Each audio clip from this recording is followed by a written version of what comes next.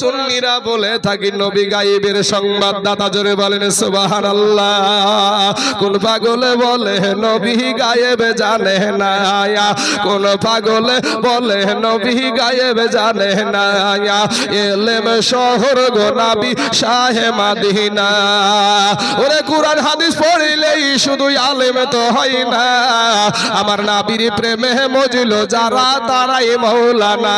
বাবা এ নবীর প্রেমে মজিল যারা তারাই মাওলানা। ওরে বিবি উল্টা দোয়া করিও না, উল্টা দোয়া করিও না রে বিবি, তোমার উল্টা দোয়া আমার আল্লাহর দরবারে কবুল হবে না।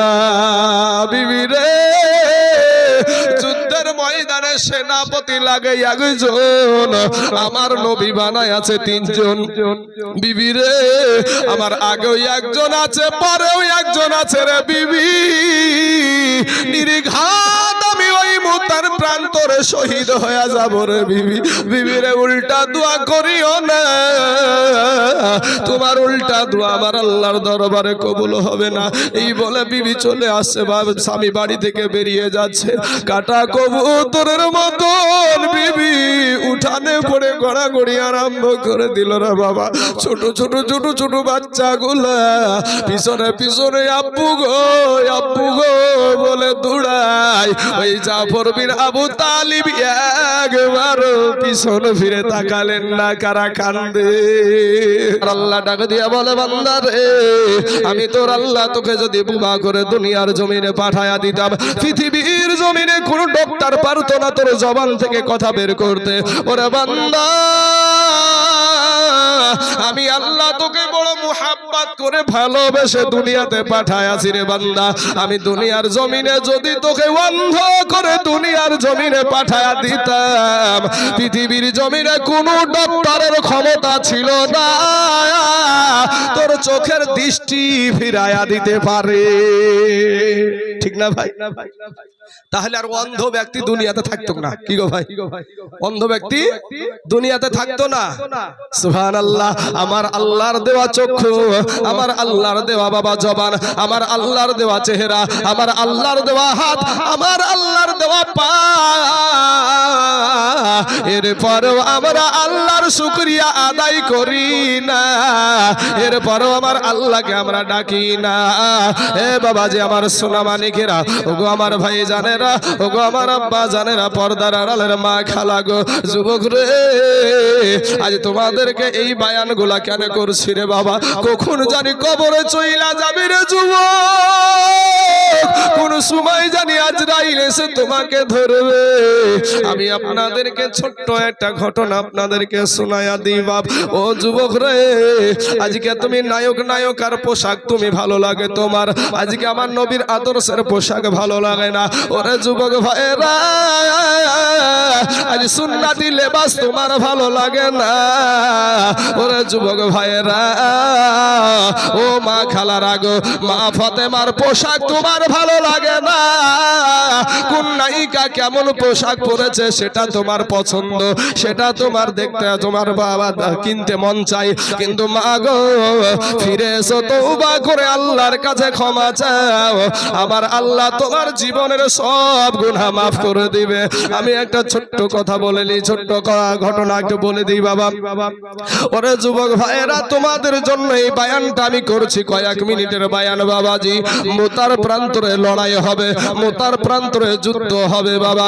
ওই মোতার প্রান্তরে 1 লক্ষ কাফেরদের সৈন্যরে মুসলমান। ও যুবক রে, তোমাদের মতর যুবকেরা এই ইসলামকে প্রতিষ্ঠিত করেছে আমার নবীর পাশে দাঁড়িয়ে, আমার নবীকে সহযোগিতা করে। আজকে যুবক তুমি নবীর মাহফিলে আসতে তোমার মন চাই না, মোতার প্রান্তরে লড়াই হবে রে যুবক ভাই। ওই দিকে 1 লক্ষ কাফেরদের সৈন্য, আর আমার দয়া আর নবী বানালেন মাত্র 3000। এই 3000-এর ভিতরে আবার 3টা সেনাপতি বানালেন বাবা। 3টা সেনা যুদ্ধের ময়দানে সেনাপতি লাগে একজন, আমার নবী বানালেন 3 জন। এতে থেকে বোঝা যায় এই 3 জনের ভিতরে একজন বাড়ি ফিরবে না। এর জন্যই আমরা সুন্নিরা বলে থাকি নবী গায়েবের সংবাদদাতা। জোরে বলেন সুবহানাল্লাহ।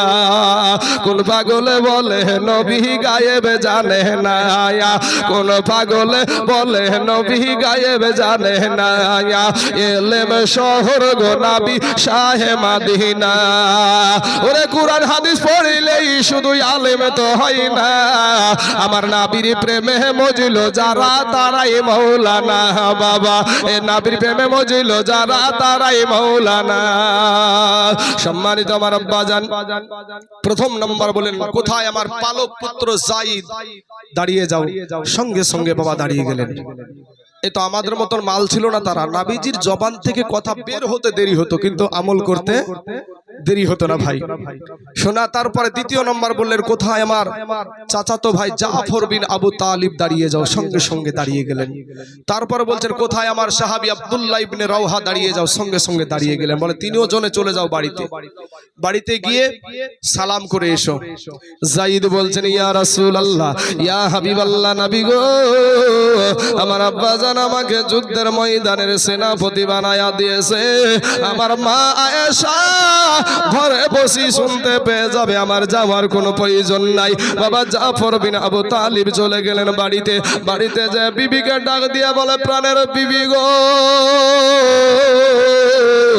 গো বিবি, আমার দয়ার নবী আমাকে যুদ্ধের ময়দানের সেনাপতি বানায়া দিয়েছে গো বিবি। আমি যুদ্ধে চলে যাব। আমি এতদিন তোমার সঙ্গে ঘর সংসার করছি গো বিবি। বিবি গো, হয়তো তোমার কোনো হক আমি আদায় করতে পারি নাই গো বিবি। বিবি গো, তুমি আমাকে মাফ করে দাও। যুবক রে, তারাও ছিল তোমাদের মতো যুবক। বিবি আল্লাহর দরবারে 2খানা হাত উঠায়া বলে আল্লাহ রব্বুল আলামিন গো, আমার স্বামীকে যুদ্ধের ময়দানের সেনাপতি বানায়া দিয়েছে, তাতে থেকে আমি বিরত থাকতে বলবো না, আমি বাধাও দিব না।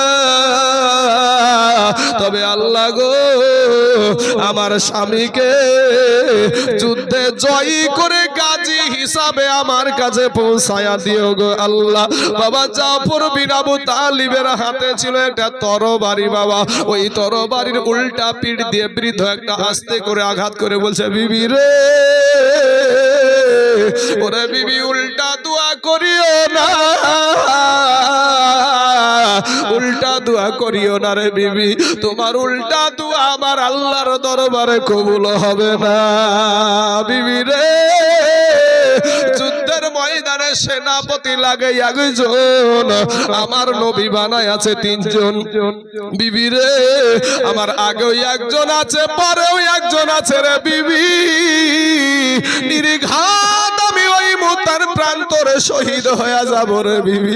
বিবি রে, উল্টা দোয়া করিও না, তোমার উল্টা দোয়া আমার আল্লাহর দরবারে কবুল হবে না।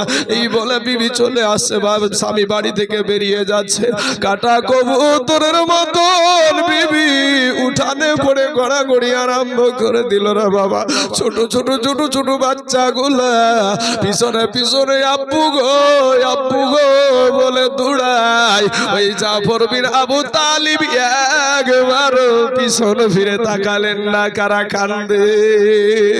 যুবকরা, আমরা হলে কি করতাম ভাই? আমরা হলে কি করতাম? নিজের বিবেককে জিজ্ঞাসা করো। আল্লাহ তোমার বিবেকের আদালত দিয়েছে। আব্দুল্লাহ ইবনে রাওহা চলে গেলেন 3 নম্বর সেনাপতি। নতুন বিবাহ করেছে বাবা, ফুল সজ্জার রাত্রি, বাসর সজ্জার রাত্রি রে বাবা। বিবিকে যায় সালাম দিয়ে বলে বিবি গো, আমি তোমার স্বামী এসেছি, একটু এদিকে এসো। বলে বিবি, স্বামী বাড়ির ভিতরে আসেন। বলে বিবি রে, এদিকে একটু শুনে যাও। বিবিকে ডাক দিয়ে বলে বিবি গো, আমাকে দয়ার নবী যুদ্ধের ময়দানের সেনাপতি বানায়া দিয়েছে। বিবি গো, তোমাকে আমি নতুন বিবাহ করেছি, কোনো হক আমি তোমার আদায় করতে পারি নাই রে বিবি। বিবি রে, তুমি আমাকে মাফ করে দাও। এ মুসলমান বাবাজিরা, আমার ভাই জানেরা, ইন দি মিন টাইমে বিবি ডাক দিয়ে বলে, প্রাণের স্বামী, স্বামী গো, ওগো স্বামী, আপনাকে যুদ্ধের ময়দানের সেনাপতি বানায়া দিয়েছে, তাতে থেকে আমি বিরত থাকতে বলবো না, আমি বাধাও দিব না। স্বামী গো, একটা বার শুধু আপনি বাড়ির ভিতরে আসেন। স্বামী ডাক দিয়া বলে, প্রাণের বিবি, আমি বাড়ির ভিতরে যাব না। বিবি গো, তোমাকে দেখলে আমার মনে প্রেম জাগবে, ভালোবাসা জাগবে, যুদ্ধে যেতে মন চাইবে না। বিবি ডাক দিয়া বলে, প্রাণের স্বামী গো, ওগো স্বামী, খোদার কসম কিরা বলি গো স্বামী, আপনি যদি ঘরের ভিতরে বাড়ির ভিতরে আসেন, আপনাকে কোনো প্রেম নিবেদন করব না, কোনো ভালোবাসা নিবেদন করব না, শুধু একটা নজর শুধু আপনাকে দেখে রাখতে চাই। নতুন বিবাহ হয়েছে, ভালো করে এখনো দেখি নাই। স্বামী গো, কাল কিয়ামতের মাঠে যেন আপনাকে স্বামী রূপে চিনে নিতে পারি। স্বামী ডাক দিয়া বলে, বিবি রে, কিয়ামতের মাঠে নয়, তুমি যদি ধৈর্য ধারণ করে দুনিয়া করতে পারো, আমার আল্লাহ পাক তোমাকে আমাকে জান্নাতের ভিতরে পরিচয় করায়া দিবে স্বামী স্ত্রী হিসাবে। জোরে বলেন সুবহানাল্লাহ। যুদ্ধের ময়দানে চলে গেল বাবা। ও যুবক রে, দিলখানা নরম করে দাও রে ভাই। সোনা মানিক রে, তোমরাও যুবক, তারাও ছিল যুবক। আজকে তোমরা যুবক ভাইরা ইসলামের জন্য কিছুই করো নাই রে যুবক। ফিরে এসো রে ভাই, ফিরে এসো। যুদ্ধের ময়দানে কাফেরদের আওয়াজ, এ বাবাজি, যুদ্ধ শুরু হয়ে গেল। এবার বাবা সাইদের হাতে ইসলামের পতাকা, তরবারি, কলা গাছ ঝুড়া করে ঝুড়তে একটা সময় বাবা আমার জাইদকে, আমার নবীজির পালিত পুত্রকে বাবা শহীদ করে দিল বাবা গো। এবার জাফর বিন আবু তালিবের হাতে তরবারি, বাবারে কাল বৈশাখী ঝড়ের মতন বাবাজি যুদ্ধ করতে করতে একটা সময় আমার দয়ার নবী, মায়ার নবীর চাচাতো ভাই জাফরের এক হাতে বাবা আঘাত করে দিল। বাবারে এক হাত যখন জমিনে কেটে পড়ে গেল, দ্বিতীয় হাতে আঘাত করে দিল, দ্বিতীয় হাত কানাও আগে আপনার জমিনে পড়ে গেল। জাফর বিন আবু তালিব দেখছে আমি তো এখন শহীদ হয়ে যাব। পাশের একটা সাহাবীকে ডাক দিয়া বলে, ওগো আল্লাহর নবীর সাহাবী, দয়ার নবীকে বলি, ওগো আমি জাফরের দুই হাত কাটা, দুই পা কাটা, এরপরও ইসলামের পতাকা মাটিতে পড়তে দিই না। জোরে বলেন একবার সুবহানাল্লাহ। দুইজন সাহাবী দৌড়ে গিয়ে দেখছে বাবা জাফরের দুই হাত কাটা, দুই পা কাটা, ইসলামের পতাকাটা মুখে কামড় দিয়া বাবা উঁচা করে রেখে দিয়েছে। জোরে বলেন সুবহানাল্লাহ। এ বাবাজি আমার সোনা মানিকেরা, আমি তাইজুল ইসলাম আপনাদের এলাকাতে নতুন এসেছি বাবা। সোনা মানিক গো, আমি আপনাদেরকে বলবো, সারা দুনিয়া চাইছে মসজিদ ভেঙে দাও, মাদ্রাসা ভেঙে দাও, কোরআনকে পুড়িয়ে দাও, গুরুস্থানকে ভেঙে দাও ও বাবা রে। আর আমার দয়ার নবীর সাহাবারা ও বাবা নিজের জীবন দিয়া ইসলাম ধর্মকে বাঁচায় আছে। কারা গো আজ ইসলামকে ভালোবাসেন, কারা আজ কবরস্থানে মাকে রেখেছেন। আমি তাইজুল ইসলাম বাবা এই পশ্চিম বাংলার সব জেলাতেই বাবা যাই রে বাবা। আমি তাইজুল ইসলাম কোন জায়গাতে 50,000 টাকাও চাই, কোন জায়গাতে 40,000, 30,000, 20,000ও চাই। আমি আজকে 50 আপনাদেরকে বলবো না রে বাবা। এই কবরস্থানে আপনার মা আছে, এই কবরস্থানে আপনার বাবা আছে, এই কবরস্থানে আপনার সন্তান শুয়ে আছে, চাতক পাখির মতো তাকায় আছে। আমার সন্তান মনে হয় একটু আমার জন্য দোয়া করবে, আমার জন্য মনে হয় একটু দান করবে। কোন মায়ের আদরের বেটা আছেন গো, কোন মায়ের আদরের সন্তান আছেন গো, কোন বাপের কলেজার টুকরা এখানে বসে আছেন। আমি আপনাদেরকে বেশি বলবো না, এই গরুস্থান ঘিরার জন্য বাবারে বেশি নয়, মাত্র 10,000 টাকা একটু মেহেরবানি করে দান করবেন বাবা। আমি একটা তাকবীর দিব বাপ, কত টাকা চলে যায় রে বাবা, এদিকে ওদিকে কত টাকা ফুরাইয়া যায়। আজ আসুন আমি কাকে একটা তাকবীর দিব, একজন ব্যক্তি শুধু বলবেন আমি দিব 10,000। মুসলমান ভাইয়েরা গো, ও সোনা মানিক, কত টাকা এদিকে ওদিকে ফুরাইয়া যায়। আজ কত টাকা চাকরি পাওয়ার জন্য বেফালতু ফুরাইয়া দিলেন, ঘুষ দিতে গিয়ে ফুরাইয়া দিলেন। এই হাসান ভাই আমার কাছে চলে আসে, সবচাইতে কাছে আসাটা ভালো, বলেন। আহা আহা,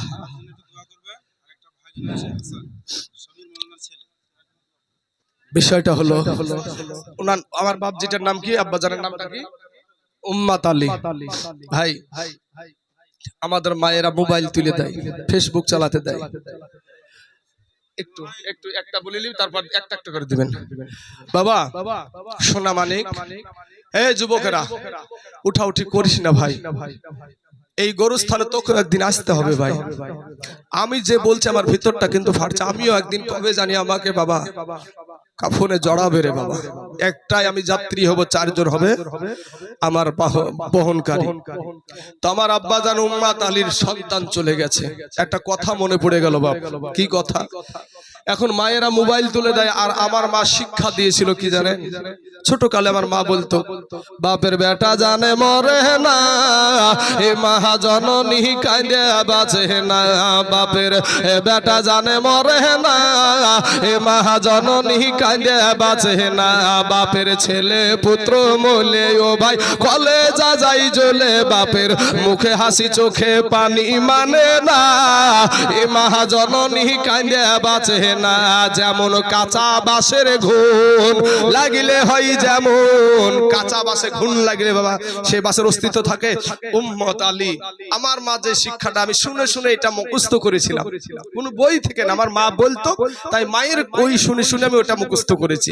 তো আজকে উম্মত আলীর বেটা চলে গেছে কবরে। আজ ওই বাপটা, বাপের কাছে সবচাইতে ভারী জিনিস হলো তার সন্তানের খাটলা বহানো। আজ উম্মত আলী 10,000 টাকা দিয়েছে। একবার তাকবীরে ধ্বনি লাগান তো। না না, আচ্ছা ঠিক আছে, একবার তাকবীরে ধ্বনি, নারায়ে তাকবীর, নারায়ে রিসালাত।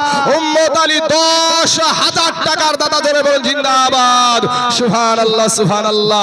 একটু দোয়া চেয়েছে আসেন, আল্লাহুম্মা আমিন। মাবুদ গো, আজ বাপের বেটা দুনিয়া থেকে বিদায় নিয়েছে গো আল্লাহ, ও গো রব্বুল আলামিন মাবুদ, আমরা জানি না কবরে কি হালাতে রয়েছে, কি অবস্থায় রয়েছে। আল্লাহ 10,000 টাকা দিয়েছে, আল্লাহ গো তার বেটার কবরে আল্লাহ জাহান্নামের দরজা বন্ধ করে দাও, আল্লাহ জান্নাতের দরজা খোলায়া দাও, আল্লাহ জান্নাতি পোশাক পরিধান করায়া দাও। আয় আল্লাহ, তার ভাগিনা হাসান রেজা ভাইজান আমাকে আমার সঙ্গে যোগাযোগ করেছে, দাওয়াত করেছে ভাইজান, অসুস্থ অবস্থায় অপারেশন করেছে, আজ 2 মাস হলো। আল্লাহ গো তাকে তো তাড়াতাড়ি সুস্থ করে দাও।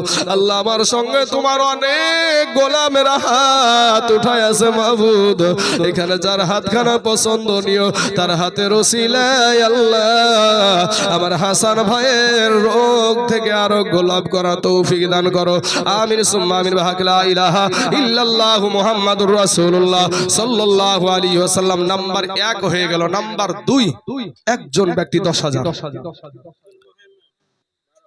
আব্দুল মুহাইমিন দিয়েছে 12,000 টাকা।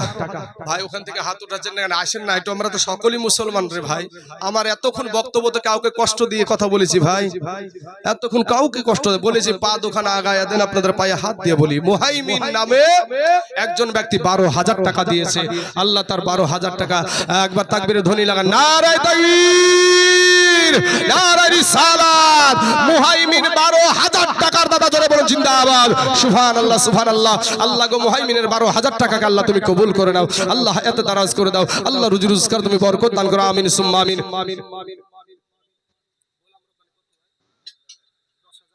এই সুবহানাল্লাহ, আব্দুল মুহাইমিনের ভাই মাস্টার সাহেব, আল্লাহ ওনাকে আরো সম্মানিত করুক, সকলে বলেন আমিন।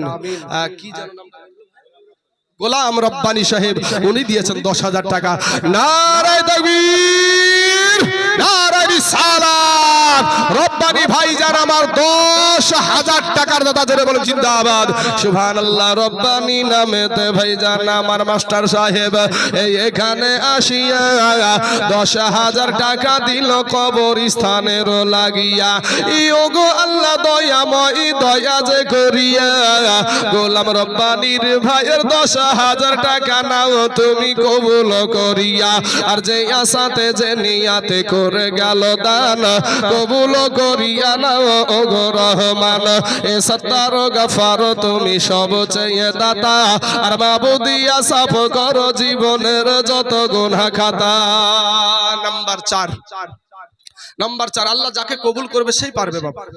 এই কবরে কার মা জানি চাতক পাখির মতন তাকায় আছে, কার আব্বা জান চাতক পাখির মতো তাকায় আছে। ভাই কত টাকা ফুরিয়ে যায় রে ভাই, কত টাকা সিনেমায় ভিডিওয় বিচিত্রা অনুষ্ঠানে পঞ্চরস গানে সাপ খেলায় বান্দর খেলায় কত টাকা দিয়েছেন আল্লাহ। আজ এই গোরস্থান ময়দানের জন্য মাত্র 10,000 টাকা। আর একজন ব্যক্তি 4 নম্বরে একজন ব্যক্তি, আচ্ছা আচ্ছা ঠিক আছে রাখেন। নাজির শেখ মারা গেছে, আচ্ছা কে দিল এটা? ছেলেরা দিল। ছেলের নাম কি? শাকিরুল ভাই আমার বাপ হারা সন্তান। আহা বাপের বাপ চলে গেছে। একটা বাপ যদি তার হাড় খান যদি বিছানায় পড়ে থাকে তবুও সন্তানের মাথার ছাদ থাকে। কিন্তু বাবা যদি ওই হাড় যেদিন কবরে চলে যায় সন্তানের মাথার ছাদ উড়ে যায়, সন্তানের মাথার ছাদ উড়ে যায় রে যুবক। যাদের বাপ নাই তাদেরকে জিজ্ঞাসা করবা চাচা গো আপনার আব্বা কেমন ছিল মা কেমন ছিল, বলতে গিয়ে দেখবেন ওই বাপাহারা মা হারা সন্তানটা কেঁদে ফেলবে। তো আমার একজন নাজিরের সন্তান দিয়েছে 10,000 টাকা। নারায়ে তাকবীর নারায়ে রিসালাত। নাজিরের সন্তান 10,000 টাকার দাতা জোরে বলুন জিন্দাবাদ সুবহানাল্লাহ। বেনামেতে ভাইজান আমার এখানে থাকিয়া 10,000 টাকা দিল আব্বা জানের লাগিয়া। ইহাইরে কত মোহাব্বতের আব্বা ছিল দুনিয়াতে। আজ ভাইজানের আব্বা শুইয়া আছে বাবা কবরের ভিতরে। এ কবরেতে যদি থাকে আযাবে গুরজাবে উদ্ধারিয়া নিও খোদা দানের বদলাতে। আমিন আমিন আমিন সুম্মা আমিন। মোদের দোয়া কবুল কর রব্বুল আলামিন। নাম্বার 4 হয়ে গেল। নাম্বার 5 আমরা সুন্নিরা পাক পাঞ্জাতনকে ভালোবাসি। এই 5 নম্বরেরটার পরে আমি আর থাকবো না বাবা, আপনারা দিলে নিব। যেহেতু এইটা আমাদের মসজিদ মাদ্রাসা গোরস্থান ঈদগাহ সব মুসলমানদের দানের উপরই চলে। তার একজন ব্যক্তি মাত্র 10,000 টাকা ইনশাআল্লাহ। ভাই আমার ডানে বামে সামনে পিছনে ভাই ডাক্তার মাস্টার মেম্বার প্রধান বাবা আব্বাজান সকলের আত্মীয় স্বজন এখানে শুয়ে আছে। আর একজন ব্যক্তি মাত্র 10,000 টাকা ইনশাআল্লাহ। কোন ভাই একটু বলবেন হাতখানা উঠিয়ে যে হুজুর আমার জান আছে মাল নাই, তবে আমি এই গোরস্থান ময়দানে একদিন 3 খানা কাফন পরিধান করে চলে আসব। এই দুনিয়ার মায়া ত্যাগ করে সবাই তো আমাকে রেখে দিবে, কেউ তো আমার কবরে থাকবে না। আমার কবরে আমাকে একাই যেতে হবে। আমি দিয়ে দিব 10,000 টাকা। হবে না বাপ? কোন আল্লাহর বান্দা নাই? আর একজন ব্যক্তি মাত্র 10,000 টাকা। নসু শেখ দিয়েছে 500 খান টাকা। আল্লাহ তার 500 টাকাকে তুমি কবুল করে নাও। আল্লাহ এত দারাজ করে দাও। আল্লাহর রুজি রোজগার তুমি বরকত দান করো।